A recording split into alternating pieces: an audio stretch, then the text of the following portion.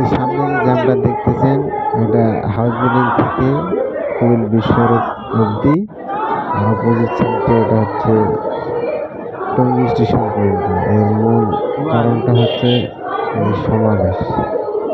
সমাবেশটা হচ্ছে হাদি ভাইয়ের মৃত্যুর বিচারে আর কি সমাবেশ এখানে ডাকা হয়েছে।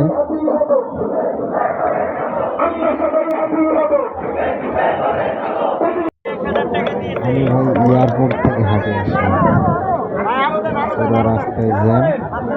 এই যে এখানে বসে যারা আন্দোলন করছে তারা মুড়ি, তারপরে বাতাসা এগুলো নিয়ে যাচ্ছে, খাবে। আচ্ছা, আমাদের এখানে একটা ছেলে হারিয়ে গিয়েছে, নাম হলো আব্দুল্লাহ, বয়স হলো 5.5 বছর।